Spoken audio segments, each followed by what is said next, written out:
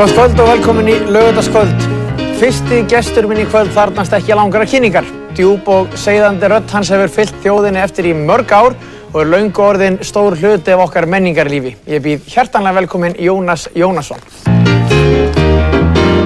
Blessaður og sæll. Velkomin í þáttinn. Ég ekki núna að setja mig. Við erum ekki með peninga fyrir hljómsveitum hérna, annars væri ég með stóra hljómsveit. Hvers konar þáttur þetta eiginlega? Gaman að sjá þig. Já, gaman að sjá þig sömuleiðis. Þú ert þessi Gísli. Ég er þessi Gísli. Já. Hvar er Eiríkur og hvar er Helgi? Þeir eru ekki hér, en þessi Gísli er hins vegar mjög gladur við að fá þig loksins í þáttinn. Mér finnst þetta gaman að hafa þig og bara mikill heiður að fá þig, en mér finnst það pínulítið skrítið því það er aðeins eins og eggið sé að fara, ekki að fara að kenna hænunni, heldur að taka viðtal við hana. Er það linsaðið eða? Þú ert búinn að vera maðurinn sem hefur spurt þessa þjóð alls konar spurninga og kafað ofan í dýpstu sálar kimaþjóðarinnar og ég ætla að reyna að sækja aðeins í þinn brunn í þessu viðtali. Ég ætla að reyna aðeins að lækka röddina mína. Býtum við, hvað er brunnurinn? Er ekki að lækka ljósinn pínulítið? Já, það þarf að vera. Já. En það er mjög skrítið að vera svona í ljósum og með allt þetta fólk. Þegar maður er vanur því að vera ósýnilegur. Já. Og ert þú ekki venjulega með kertaljós í þínu viðtali? Jú, hvað er það? Ég er ekki með það, en ég skal eins og að reyna að sækja í þinn brunn þegar ég orða spurningarnar. Og það er svona fyrsta spurningin. Þú talaði fyrst í útvarpi Jónas 8 ára gamall. Þú ert búinn að vera leikari, leikstjóri, rithöfundur, tónskáld og sitt hvað fleira og ert enn að tala í útvarp. Guð minn almáttugur, má ég leggja mig aðeins?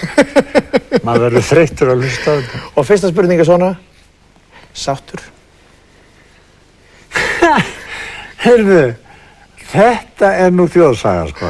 Ég hef aldrei sagt þetta. Ég veit ekki hvað fann þetta upp. Þú segir yður, þú ert snillingur því að spyrja flókina spurninga með einu orði. Nei, á ég segi hvað ég geri. Ég nota ekki þetta orð. Ég nota tónin í röddinni. Ég get spurt þig andstyggilegra spurninga ef ég er með mildan tón. Ég get sagt, Gísli minn, ertu löngu hættur að berja konuna þínu? Finnur þú samúðina? Ég finn samúðina. En er það galdurinn? Hvernig það er auðvitað galdurinn. Þú hefur ljósinn, þú hefur allt það sem þú hefur hér, þetta yndislega fólk. Ég hef bara röddina mína og ég verð að nota hana eins og hljóðfæri. Einmitt. Og gerir það? Já, það er búið að taka tíma. Hefur hún alltaf verið svona djúp og svona einhvern veginn flott? Nei. Þú virðist vera með hérna fullkomna útvarpsrödd. Hefurðu heyrt gamlar upptökur? Ég fæ grænar bólur þegar ég heyri eldgamlar upptökur, sko. Það er varla að maður þekki sig. Ertu að segja ég er séns? Röddin, þú verður að lokum með fallega djúpa rödd. Já. Hvert var fyrsta verkefnið þitt í útvarpi? Ég lék engil í leikrindi. Já. Já, 8 ára.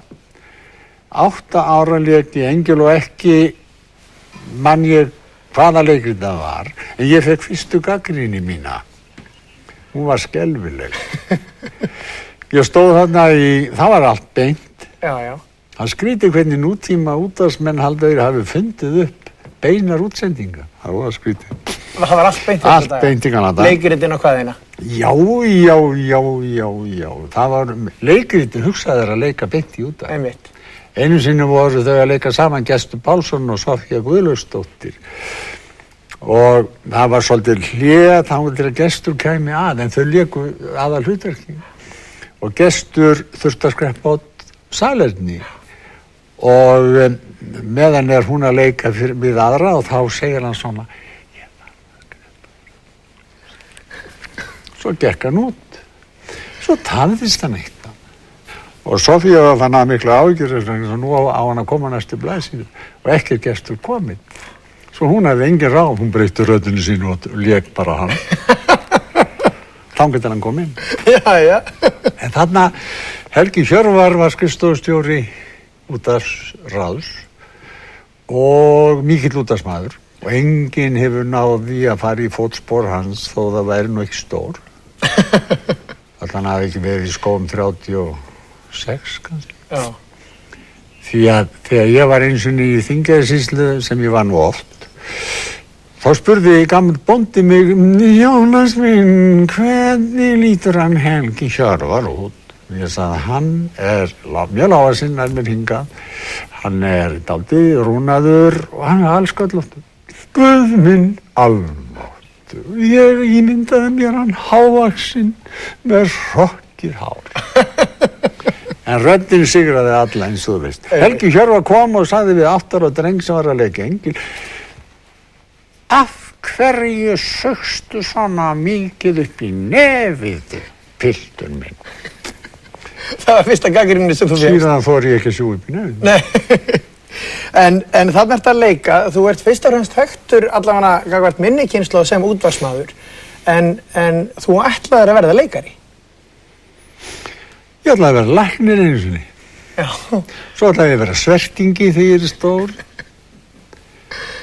Vegna þess að það kom svertingi í Skerjafjörðinn sem sást ekki, en það heyrðust af honum voðalega sögur. Hann væri svartur eins og syndin, svartur eins og nóttinn og allir voru hræddir og mér fannst þetta gott. Já. Ég ætlaði að vera svertingi þegar ég er stór. Ég ætlaði að vera læknir, ég ætlaði að vera konsertpíanisti, já, ég ætlaði að vera leikari. Já. Og þú komst lengur í því heldur en að vera svertingi, þú menn ég er ekki að segja sér hvítur, þú komst nærið að vera leikari heldur en að vera svertingi. Ég hef oft velt í fyrir mér hvort það hefði nú ekki verið betra en ég væri svertingi. En þú lékst heilmikið, þú lékst á stórum sviðum, þú lékst í stórum umfærslum. Já, ég leik í því nú. Já. Ég leik fyrst í útvarp vegna þess að útvarpið hefur nú eiginlega alltaf verið það fyrsta. Sjáðu, Ævar Kvaran var mikill útvarpsmaður líka, áður en hann fór að læra leiklist í London. Hann fékk mig og Gísla Alfreðsson, frænda sinn, til þess að leika í litla leikfélaginu. Hann stofnaði lítið leikfélag og við leikum í barnatímum í beinni meðal annars Nonna Manna sem Ævar færði í leikritsform. Og þannig byrjaði ég. Svo kom hann mér í leikfélagið með því að láta mig leika Sendil í Hann, sem var mikið leikrit. Indriði Vogi stjórnaði því og hann hafði annan nýliða sem var þó svona búinn að leika eitthvað smávegis, Herdísi Þorvaldsdóttur. Já. Og ég man að Sigurður Grímsson listargagnrýnandi Moggans, hann skrifaði nýliðana 2. Ég er búinn að monta mig að þessu árum saman. Að ég var nefndur með Herdísi. Já. Þjóðleikhúsið sem ekki var komin í huga fólks var beðið að fylgjast nú vel með þessum ungu nýliðum. Þetta hefur verið 40 eitthvað. Þetta var 45 líklega. Nú Þjóðleikhúsið fóru auðvitað að fylgjast með Herdísi því hún var miklu fallegri. Aðeins áður en ég sleppi útvarpsmanninum. Þú hefur eitthvað að laga á því og þú sér að sé röddin. Það er eitthvað fleira, það er eitthvað hugsun líka. Þú er eitthvað að laga á því að fá fólk til þess að opna sig alveg upp á gátt og þú hefur sagt mér bara hér á göngunum að fólk hefur stundum verið í hálfgerðu sjokki eftir þáttinn yfir því hvað það sagði þér margt í útvarpinu. Það áttu að segja ekki á því, einhvern veginn þá bara fer það að tala. Hver er fyrir utan þessa miklu rödd sem að tekur tíma að ná? Tónnin, ekki gleyma honum. Já, einmitt. En hver er, ég meina það er einhver... Ég held endilega, þó að það sé engin skýring af það, ég er ekki sálfræðingur, ég held að það sé þörf okkar í nútíma þjóðfélagi, Gísli. Hvernig er nútíminn? Hann er æðisgengin buna. Allir eru að flýta sér. Myndbönd með fallegum lögum og fallegum söngurum. Maður sér á alla söngvarana fyrir alls konar klippi. Það er endalaust að klippa. Og ef hann eigið klippið mér svona, þá tala ég við hann á eftir. Það er þessi æðibuna. Það er verið að dæla í þig upplýsingum sem þú kærði ekki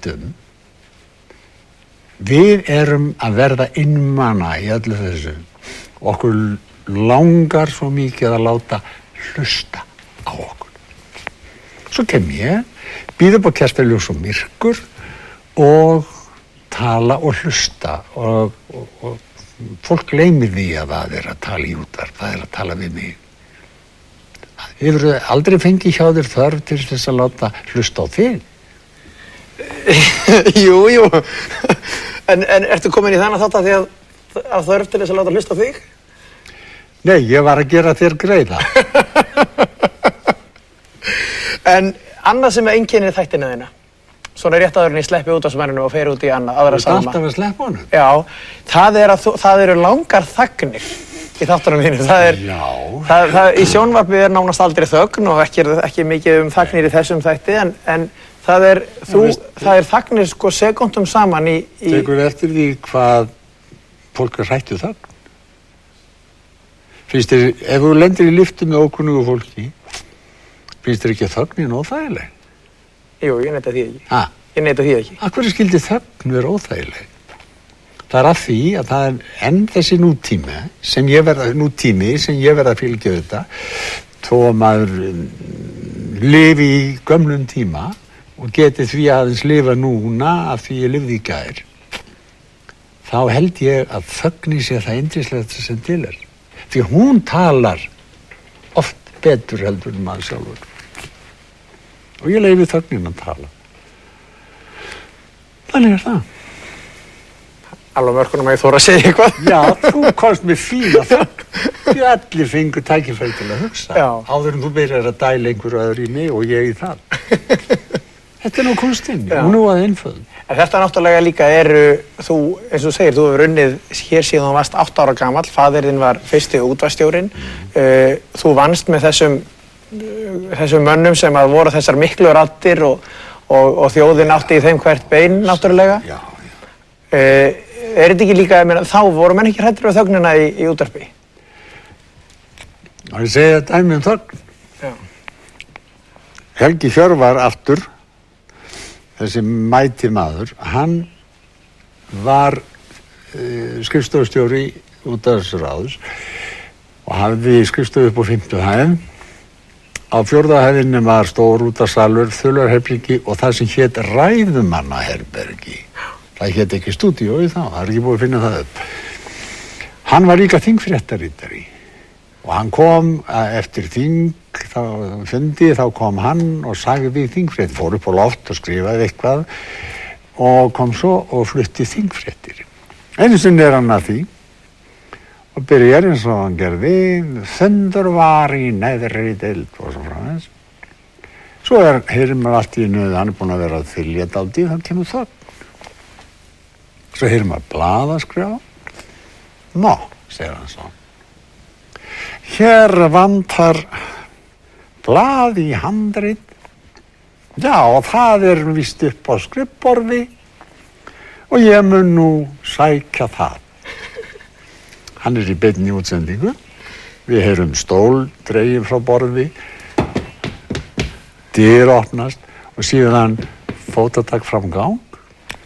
Síðan kemur löng þögn og ekkert gerðist, enginn fékk áfall, enginn hringdi að klaga yfir þögninni. Svo heyrðist fótatak, dyr lokast, stóllaborði.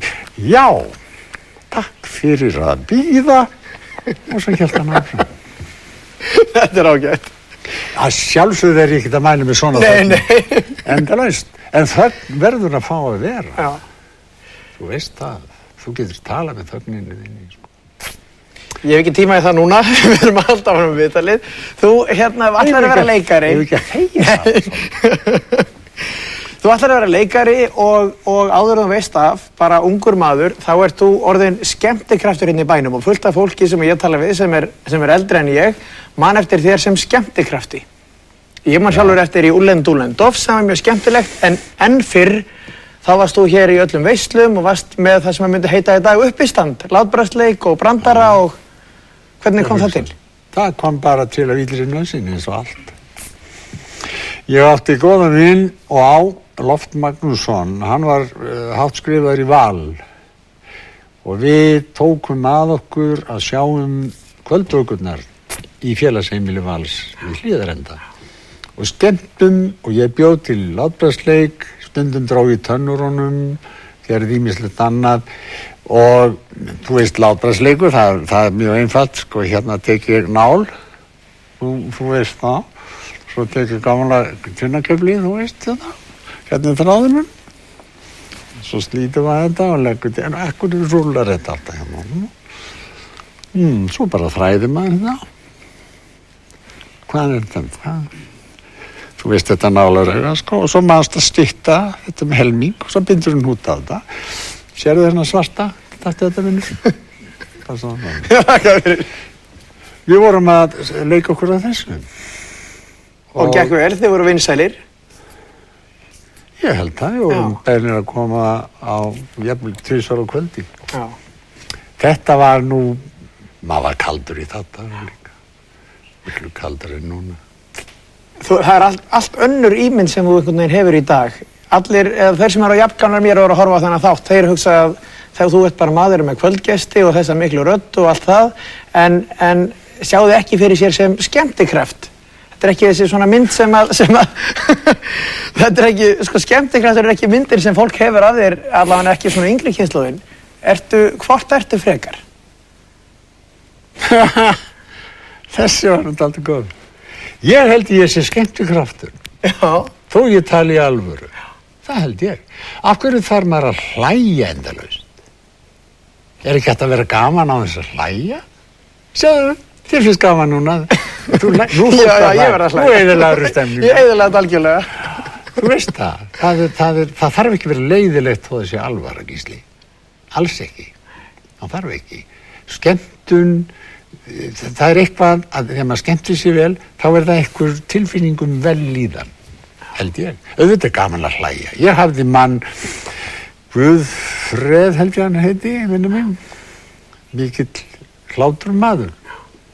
Hann hlóð þannig að öll þjóðin reisi fyrir dogg. Það hringdi í mig yndislegu maður, Örnólfur Thorlacius fyrir skólamestari, hann sagði við kona mín hlóðum í klukkutíma.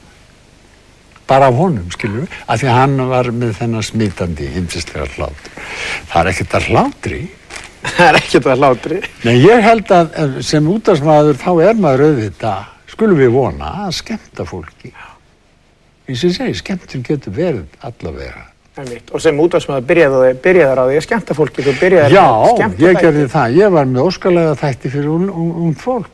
Og ekkert ofmælt að segja og það var enginn á undan, held ég. Nei, þú varst og frumkvöður ég var ekki fyrsti maður til þess að spila, skilurðu, músík og tala. Benedikt Gröndal, sem seinna var sendiherra og hann var formaður útvarpsráðs, hann var með þátt í útvarpi. Það var hann sem hafði samið textan Ég vildi væri hænu hana grei. Sem var rosalega vinsælt dægurlega, það ekki? Mjög, en svo var það kosið svo plata sem ætti helst að brjóta. Og hún var brotin í beint útsendingu? Gerðið þú það? Nei, hann gerði það sjálfur. Hann gerði það sjálfur, já. Nei, en ég var með létta tóna hérna. Og ég fór óendanlega í taugarnar á helstu mönnum þjóðarinnar, sko. Já, það ekki? Já. Stúlkan mín á heima vestri högum, hún í búðin Laugaveg. Miðdepill í ótal ástarsögum, enginn veit það betur en ég. Babydoll hún selur á nælonsokka og sjálfum nætur klæðist því. Í rauðu hári hefur hún hvíta lokka og hún sæt í bikini. Frábært. Vá. Svona eru gamla syndir geymdar. Þú ert strax þarna, aðeins eitt tísku, svona einn tískuatriði sem þú ert strax komin í rúlukragabólinn. Já, mér líður vel þannig. Já. Mér líður vel þannig. Ég var náttúrulega sundurgerðarmaður í klæðaburði mjög snemma. Já. Ég lét sauma á mig skyrtur í New York árum saman.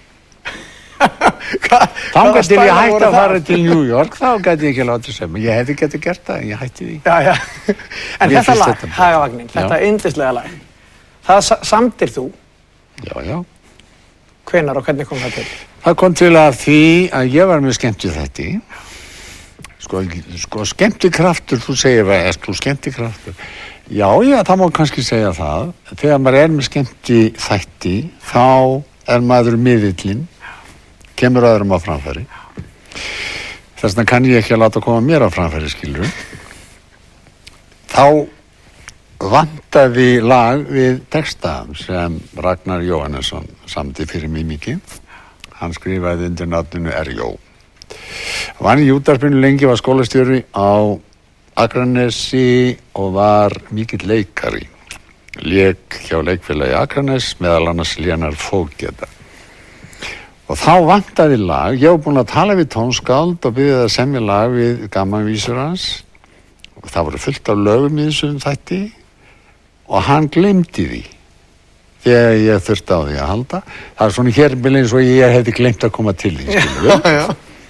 Og það var til þess að ég fór bara sjálfur og ég bjóða til. Þú bjóðst bara til lög sjálfur? Og ég ætlaði ekkert að gera meira með það. Einmitt. Enda er hér í þessari stofnun hérna niðri, það er svona 50 lög eftir mig. Einmitt. Sem ekki eru notuð, enda ekki allast til þess. Sum þeir eru notuð? Já, en það var ekkert allast til þess. Hafvagninn er mikið notaður? Já, bátarnir á firðinum var líka í sama þætti. En ég hef ekkert verið að biðja fólk að koma þess að fram. En þú átt mjög auðvelt með að semja lög, segir mér menn, og lærðir á píanó og ert fínn tónlistarmaður. Þú gefur það ekki út fyrir það einhvern veginn? Nei, ég er það ekki heldur. Þú til dæmis ófáanlegur til að syngja Hafvagninn Já, og ég segir, ég vil miklu frekar láta muna mig talandi heldur en syngjandi. Það held ég, nei, þú mátt ekki ætlast til og mikils að sjálfa þig. Ég er ekki söngvari, sagði. Þú gerði þetta laglega áðan, en það er kominn maður sem er til að láta minnast þín sem söngvara, sem ætlar að syngja lagið þitt. Hagavagninn, og undir leikur vinur þinn Haukur Heiðar, sem að síðan ætlar að koma hingað til okkar. Flott. Já, þeir eru hérna í myndurinn. Það sér ekkert inn í þetta myrkur. Nei, Haukur Heiðar og Ragnar Bjarnason, þeir ætla að syngja og spila Hagavagninn eftir Jónas Jónasson og síðan kemur Haukur Heiðar hingað yfir. Gjörðu þið svo vel, strákar.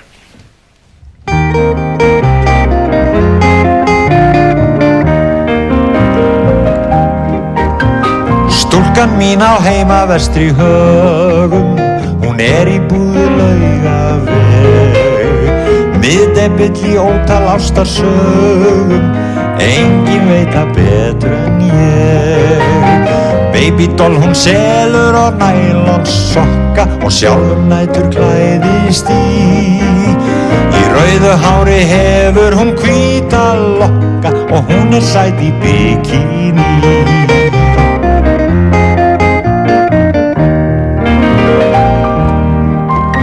Mig dreymir hennar því það yndist þokka þegar ég er háttaður.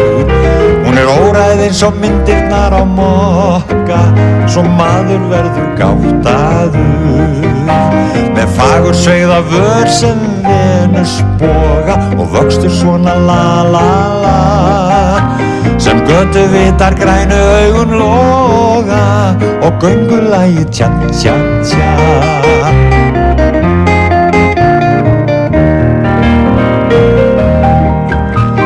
Næfur þunnum náttkjólum hún klæðist, svo næstum sést þar allt í gegn.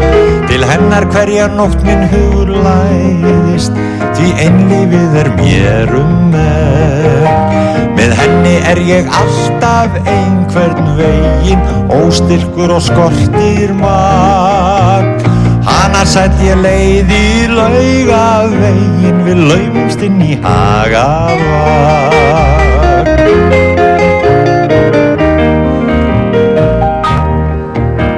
Ég stundum fæ að faðma hana á kvöldin, uns fer hún í sitt babydoll. En samt til þess að sefa ástar eldin, ég syng við hann í dúr og moll. Og þótt mér stundum langi að vera lengur, slíkt leyfist ekki að tala Hún segir alltaf ertu vitlaus drengur, þú ert að missa vagninum.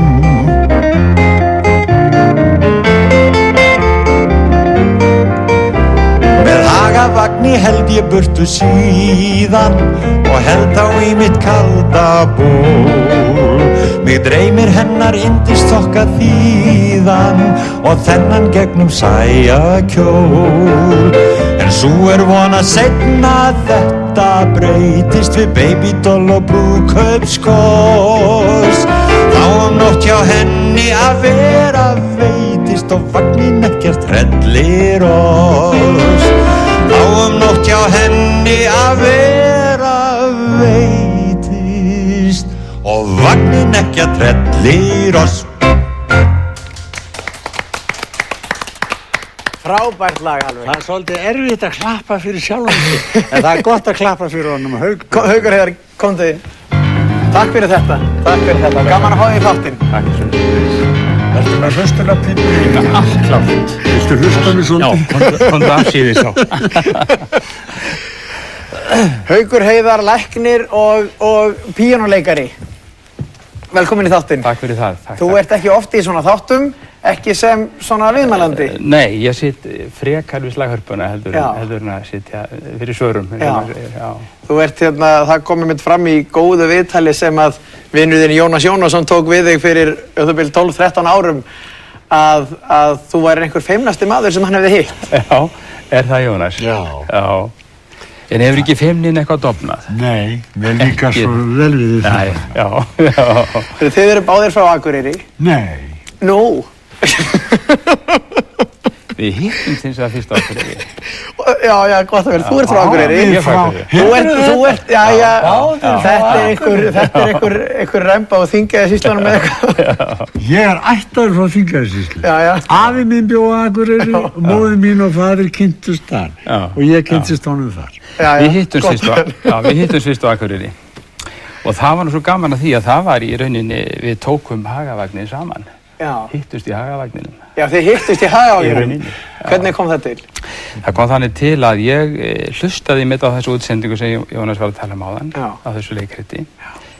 Ég held að vera Ævar Kvaran sem söng þetta, er ekki rétt? Já. Fannst lagið alveg gullfallegt. Hlustaði á lagið einu sinni og lærði það. Og fór að spila það. Var svo að æfa það einhvern tímann á Hótel Kea, eitt laugardags síðdegi. Og þá gengur í salinn hár, dökkur, myndarlega maður. Kemur að flyglinum og segir við mig, heyrðu, hvað? Það kemur á eftir. Heyrðu, hvar hefur þú lært þetta lag? Hvar hefur þú þetta lag? Í útvarpinu, sagði ég. Þetta var höfundurinn. Já. Og bara búið að flytja það einu sinni í útvarpinu? Einu sinni í útvarpinu, já. Þarna kemur í ljós einmitt það sem að er sennilega ástæðan fyrir því að þú hefur getað unnið með Ómari Ragnarsinni í einhverju 30 ár eða hvað það er. Að þú nærður lögum alveg leið, jável þó svo Ómar rauli bara að hummi eitthvað fyrir þig, þá ert þú með að þú lest ekki nótur vel, segirðu? Ég les ekki nótur, yfirleitt ekki, en er fljótur að læra lög. Og ert með að sögn kunnur einhvern fallegasta áslátt sem heyrist á slaghörpunni, ég veit að þú vilt ekki segja það sjálf. Nei, ég vil ekki segja það sjálf. Nei, það er kunnáttumenn segja það. Já. En ert með svona næmt eyra? Já, ég er með það. Ég er fljótur að læra lög og hef þróað það í gegnum árin. Já.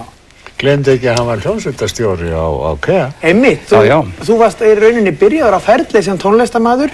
Já. Þegar þú ákveður að þetta sé ekki endilega málið. Ekki akkurat fyrir mig. Og ákveður að vera læknir. Já, nákvæmlega.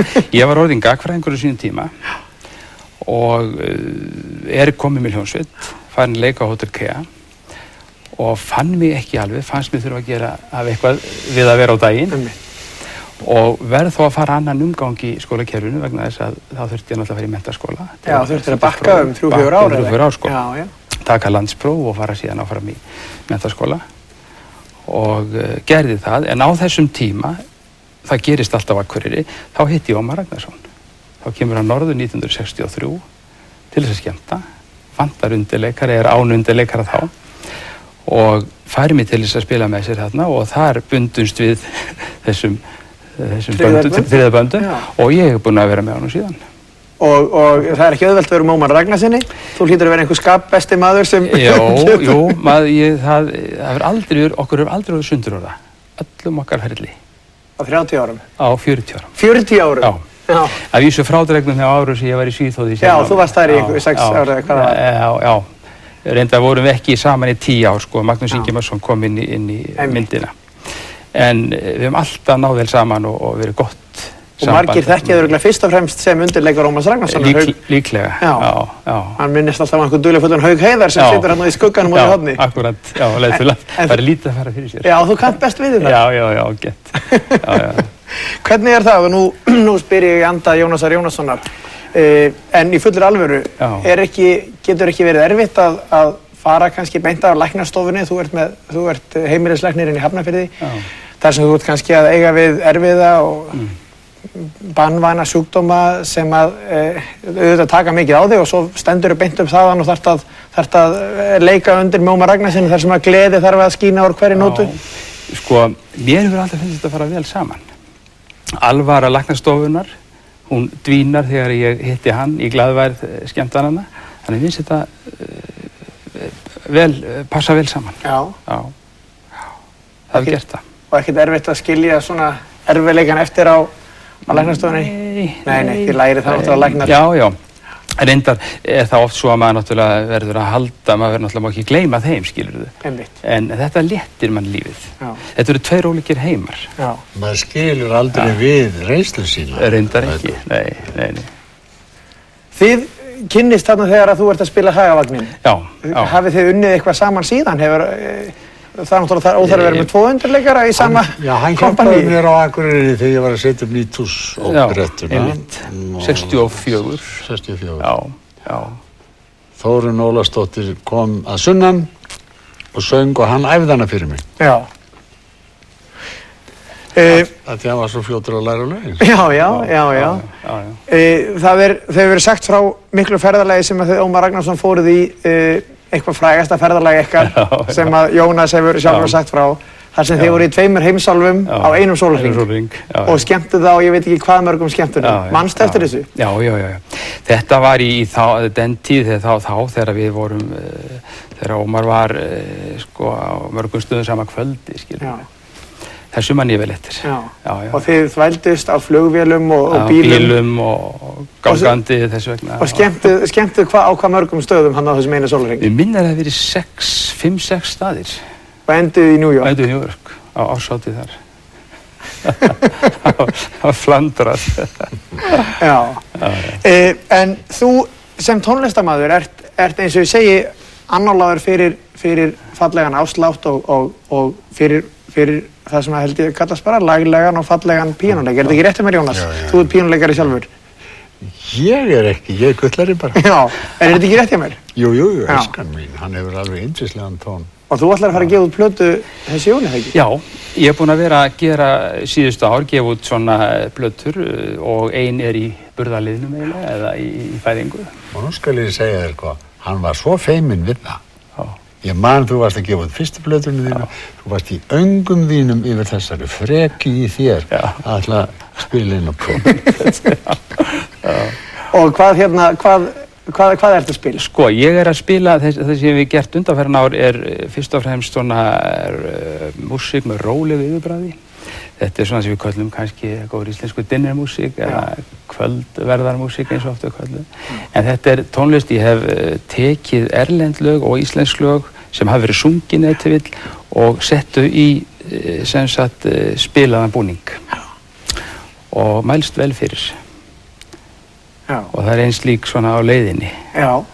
Við ætlum að fá að heyra brot af henni en áður en ég sleppi þér þá langar mig að því ég sá í ágætu viðtali sem ég myndist á, sem að Jónas tók við Hauk Heiðar, að þar myndust þið svona í sameiningu á mjög merkilegt tímabili í kannski aðalega þinni sögu, Jónas, þar sem að þú ert færður inn á sjúkrahús. Já, ég held að ég með sjótt að segja nær dauða en lífi. Og þar er engin annars sem tekur á móti þér en fornvinniðinn Haukur Heiðar. Já. Jónas, segð þú okkur aðeins frá þessu, ég veit að læknir vil ekki rjúfa niður trúnað. Ég skal leiðrétta eitthvað þegar úrskeiðis. Já, sko, ég heyrði að hann hrópa niður og bara, það vaknaði ég vaknaði úr rotinu við það. Ég var að fá sykursýki og var komin eiginlega í kóma, sko, sem er mjög erfitt og að öllum líkindum ekki allir sem komast úr. Þetta var þannig, þetta var haustið 72, þá er ég aðstoðarlæknir á Borgarspítalann, lyfjadeild. Og þá er skyndilega kallað á mig niður á bráðamóttöku. Þar er komin inn fárveikur maður og ég hendist þangað og bregður heldur í brún því ég sé vinn minn Jónas Jónasson þar, hvítari en laki sem hann lá á og já, eins og þerriblað, má segja. Mjög veikan. Og það verður að fylgja sögunni að þú telur, jafnvel, vísindamaður sjálfur sem trúir auðvitað læknavísindina, þarna hafi verið trú Jónasar og svona og jákvæðni, bjartsýni sem hafi hjálpað honum bara yfir höfuð að stíga upp úr þessu. Ég segi það alltaf, vegna þess að við áttum mörg samtöl eftir þetta eins og Marst Jónas á kvöldin. Ég var búinn með mín skyldustörf og ég held að það hafi verið trú Jónasar á lífið sem að hafði eins og því stóran þátt í því að hann náði heilsu aftur. Þú ert sannfærður um það? Sannfærður? Ég skal segja, ég dó, í annarskipti sem ég dó var á Fríborgsspítala, ég er einn af þeim sem fóru þangað. Ég er nummer 39. Ég dó, raunverulega, ég fekk hjartastopp og var hnoðaður í gang, fekk ekki vitaði fyrir 4 árum eða 5 eftir það ég kom bara í kurteisis heimsókn á spítalan. Læknirinn minn sem þar var, Charlie, hann var frá Sardiníu, hann var frá Sikiley. Hann sagði mér það að hann hefði kropið á gólfið, ég var dauður, hættur að anda, hjartað hætt að slá og hann opnaði augnlokin, akkur er alltaf að kíkja í augnlokin. Augun eru spegill sálarinnar. Já, en þetta var sálin eiginlega farin. Nema hann sagðist hafa séð í augunum mínum, ég vil lifa. Og hann hugsaði með sér, ég ætla að láta þennan mann lifa. Og byrjaði að hnoða mig í gang á meðan Joe Pirro hljóp æpandi Fríborgsspítala að fyrsti Íslendingurinn væri því miður dáinn. Þetta er ótrúlegt. Og ég vaknaði. Þetta sagði þú. Og ég hef bara ekki sofið síðan. Nákvæmlega. Þetta sagði þú líka við mig, haustið 72. Já, ég vildi bara lifa. Ég held að hugur mannsins, við vanmetum hann. Allt og mikið. Þetta er dramatísk frásögn. Ég held að við léttum þetta upp, fáum tónlist frá snillingnum Hauki Heiðari og félögum þínum tveimur sem eru komin hingað. Árna Skeving og Vilhjálmur Guðjónssoni. Og hvað er það? Við ætlum að flytja ítalskt lag eftir Nino Roti sem er einkennislag Guðföðurins. Nú, hvað er þetta? Til heiðurs læknunum frá Sikiley? Nákvæmlega, með ítalsku yfirbræði. Fyrir þennan dreng, hann er nú búinn að hjálpa við mikið með. Já. Þú kemur aftur hingað Haukur Heiðar. Kem aftur. Áður en næsti gestur kemur, en gjörðu svo vel. Takk.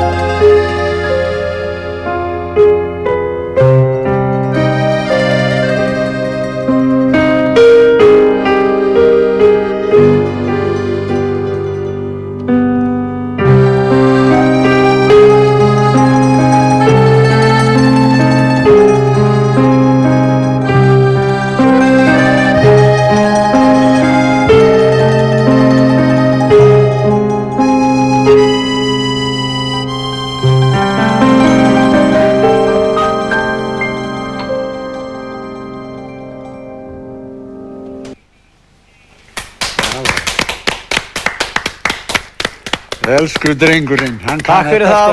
Og þeir Þetta er almennilegt. Þú kom með minnskosti 2 kaupendur. Takk fyrir það. Þetta er flott. Jæja, við ætlum að fá hingað inn konu sem þessir 2 menn þekkja báðir afar vel. Þessi hérna hefur verið læknirinn hennar frá fæðingu og þessi hérna bjó hana til. Við skulum fá hingað inn sigurlegu útvarpskonu Jónasdóttur, útvarpsmanns Jónassonar, fyrsta útvarpsstjóra Þorbergssonar. Sælblessuð, velkomin. Frábær kynning. Takk. Ég er ekki vann að standa upp frá komin í stofun Sælaskar. Já, talandi um að komin í stofu, þið eruð ágætt feðgin og hérna bæðið er náttúrulega feikilega góður útvarpsmenn, en þið búið saman. Þú ert reyndar fluttu út, en samt búið ennþá í sama húsi. Þetta er hinn sanna geðviki. Algjörlega. Hvernig kemur þetta til? Ég meina, eru þau bara með herbergi í gömlu hjónin einhvers staðar? Já, ég setti þau í kjallarann. Nei, þetta er bara, sameiginlega ákvörðun að sjálfsögðu. Nei. Já. Nei, Pabbi kvartar stundum. Ég neyddist til að flytja með þeim, sko. Við vorum svona, það var svona smá rómantík í okkur Torfa, manninn mínu, þegar við fluttum frá Ítalíu og okkur fannst alveg frábær hugmynd að fara að búa öll saman. Já. Það var alveg fiðlan og allt og hérna, en þetta hefur bara gengið rosalega vel. Já. Og við erum alveg það brjáluð að við förum með sér saman í sumarfrí. Sem er sko, þú veist, ég segi alltaf frá því. Alveg með hverjum eru þið að fara til Ítalíu og þá alveg, já, pappa og mömmu. Og svona frumleg. En þú ert hérna, eins og kom fram í kynningunni, þú ert alin upp í útvarpinu. Já. Það er nánast fæddu uppalinn. Það er ekki hægt að neita því. Nei. Er það þægilegt? Já og nei myndi ég segja held ég. En mér finnst það samt, það eru í rauninni forréttindi að hafa þekkt allt þetta fólk og ég var náttúrulega skoppandi á Skúlagötunni, Skúlagötu 4 og var þar bara borandi í nefið að horfa á allt þetta yndislega fólk sko. Vilt til að þú hefur sjálf hæfileika til þessar útvarpskona. Ertu ósátt við að hafa þurft að verða útvarpskona eða? Nei, ég var mjög ákveðin sko, ég ætlaði alltaf að verða útvarpskona. Já. Það var, þú veist, það var ekkert annað sem kom til greina. Og heldur þú munu eldast svona jafn fallega á faðir þinn í þessari? Ég komin með ansi dökka rödd. Góðir hlustendur. Það alveg, maður reynir þá og meiri sig hann er búinn að kenna mér að þegja. Já. Og það gengur held ég ágætlega, sko. Og vara sig á. Og vara sig á myrkri. En hann var ansi leiðilegur við mig þegar ég var náttúrulega að byrja. Er það ekki? Hann var hrikalegur. Já, hann má treysta því. Hann má treysta því. Ég fekk sko yfirleitt hringingar til dæmis þegar ég byrjaði í því skemmtilega starfi að vera þula í sjónvarpinu. Það voru yfirleitt 2 menn sem hringdi mig. Það var Pétur Pétursson og pabbi. Og það var alveg bara, hvernig dettur í hug að segja? Einmitt. Og hérna, en svo lærði maður náttúrulega. Já, og þeir eru hættir að hringja. Og þeir eru hættir að hringja. Núna kemur hann bara út úr herbygginu sínu. Já. En það ég lærði alveg heilmikið náttúrulega af pappa í útvarpinu sjálfsögðu. En síðan þú hefur stigið svolítið inn í sjónvarp líka og þú varst eins og segja, þú varst þula hér í hvað 10 ár? Já, 10. Þú losnar ekkert við það. Ég er fyrirverandi þula og dagsdrottning. Og dagsdrottning, þú varst það líka. En síðan, en það sem maður sér svona á seinni árum er það að þú ert farin að eins og hérna eðlilegt er að gera. Þú ert farin að setja þín áhugamál og búa til það eitthvað og þitt megin áhugamál er það ekki, er matargerð, matargerðarlist. Það bara kom óvart, eiginlega. Það eru ítölsku áhrifin, stórfjölskyldan og... Já, og bara allt í einu að finna ástina og ástríðina að búa til tómata og búa til sósur og svona, sko. Já. Náttúrulega hlægilegt í rauninni. Okkar Nigella Lawson. Já, það er sem sagt næsta skref. Já, þetta er náttúrulega bara sem ég hef mikinn áhuga og ég hef með sig að unni sem matarblaðamaður. Ég og Jóhanna Vigdís fréttakona, hún sagði mér að ég ætti að kalla mig matarblaðamann. Skrifa aðeins í gestgjafanum og er núna að skrifa hjá Mogganum. Og ég fæði mikið út af því og svo náttúrulega hef ég verið bara að vinna þætti í útvarpinu. Og ég kem alltaf, þetta er alveg fáránlegt, ég kem alltaf matnum aðeins inn í. Þessi að þættir sem ég er með daglega, sko, mér finnst alltaf ég eigum ekki að tala þessu mat. Það er ekkert mjög margir á Íslandi sem að hafa elst í fjölmiðlum, hafa byrjað í fjölmiðlum og elst þar og ætlað sér frá upp að vera fjölmiðlamenn. Það eru tiltölulega fáir. Ætlar þú að vera, mun fólk geta fylgst með þér í viðtækjunum bara eldast? Ég ætla að vona það. Já, þú ert alveg staðráðin í því. Já, hvað á ég að gera? Pabbi, ertu með hugmynd? Ég hef ekki hugmynd. Mér finnst þetta bara, ég ætla bara að vera hér. Og ég náttúrulega, sko, við stefnum að því við pabbi að fá aftur útvarpsstjórastólinn. Já, hann er komin úr fjölskyldunni. Það er svolítið óþægilegt, sko, þannig að það er spurning hvort að ég bara taki ekki við. Og hann Markus veit þetta. Það er það ekki? Pabbi? Ég vona. Já, þú sagði mér einhvern tímann að það væri svona dálítið sérstakt að vera með þessa 2 menn hérna yfir sér. Ef að til dæmis barnið þitt hóstar, þá heyrir kallinn það niður í kjallara. Hann tekur upp símann, hringir í Hauk Heiðar og Haukur Heiðar hringir í þig og aðtökun sé ekki allt í lagi. Nákvæmlega, ég heyri alltaf svona. Sæll elskan, þetta er Jónas. Heyrðu, hún er að hósta. Segir hann alltaf sæll elskan? Sæll elskan. Þegar hann hringir í fiskikaupmannin sinn, þá segir hann sæll elskan, hvernig er ýsan í dag? En það er voðalega yndislegt, sko. Hann tekur alltaf mark á því sem pabbi segir, alveg hlustar og hringir alltaf í mig og ég er stundum alveg, sko, að springa og spyr stundum pappa, vilt ekki hringi ríkisstjórnina? Þetta er alvarlegasta mál. Barnið er veikt. Segðu mér, hérna, Silla, hvað er það sem að hann er að biðja okkur að passa sig á í myrkrinu? Bað hann þig að þú ættir að passa það í myrkrinu? Veistu það, ég fekk aldrei að vera svo lengi úti. Það var aldrei komið myrkur? Það var aldrei komið myrkur. Ég þurfti alltaf að fara heim. Ég var alltaf svo fyrsta sem þurfti að fara heim. Alltaf. Og ég er ekki sátt. Við verðum að fara að ljúka þessu. Getur þú sagt okkur hvað það er í myrkrinu sem við þurfum að passa okkur á? Hugur okkar held ég aðalega. Er þetta bæting fyrir að þetta? Nei, við Haukur Heiðar, við þegjum. Nei, við þegjum. Við erum bara með þögnina. Það er ekki hægt að botna þetta. Og ég steinþegi líka. Það var frábært að fá okkur öll 3. Mjög gaman að fá okkur, hlakka til að fylgjast með ykkur í því sem þið gerið. Takk ykkur líka heima í stofu fyrir að horfa í kvöld. Við sjáumst eftir viku og passið ykkur á myrkrinu.